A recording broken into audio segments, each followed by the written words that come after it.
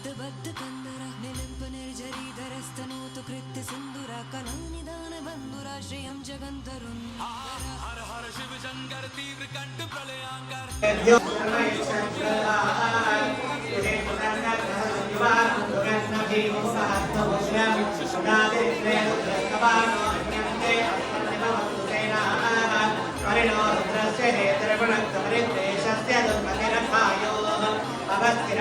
पादोऽस्य विश्वाभूतानि